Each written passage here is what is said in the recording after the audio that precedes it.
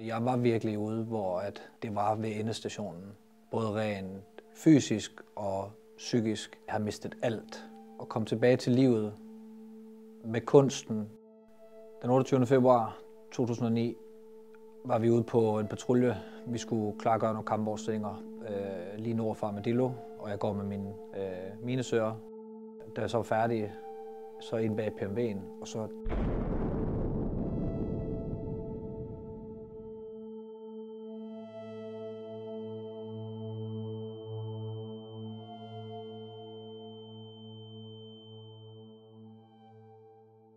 nu bliver jeg lidt pårørt, eller nu bliver jeg lidt rørt, når jeg snakker om det, fordi det er så tydeligt for mig.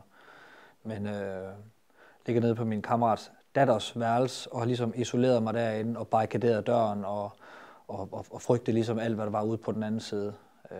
Og lå og sniffede derinde og tog piller for ligesom at berolige mit system, samtidig med at sniffe for ligesom at blive frisk. Lige pludselig så er det bare som om, at der er noget, der rammer mig. Altså, jeg får den her fornemmelse af, at jeg er for bladret til at ligge her.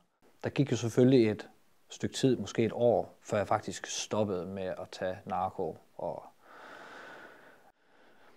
jeg tror helt sikkert, at overgangsfasen fra at være narkoman til ligesom at skulle formidle en masse restløshed, altså den periode, hvor jeg skulle stoppe med at tage alt det narko her, der var kunsten altafgørende.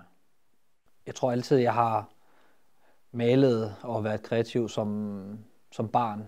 I starten der var det på et aktivitetshold ude på veteranhjemmet, der boede derude. Det må have været i 2017. Og så boede jeg på et atelier hernede på Mindet i 2 år.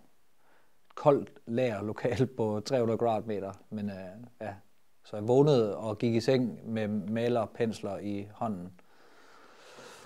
Det er kun lige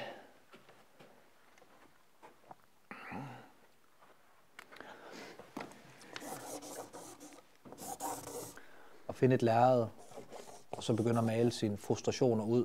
Så det gør, at jeg maler de her ultra-eksplosive billeder, hvor det er måske lidt svært nogle gange at finde hoved og hale i det, men det er sådan, det er. Og jeg arbejder med at ikke at skulle polere dem for meget, når jeg ligesom har været vanvittig i gerningsøjeblikket.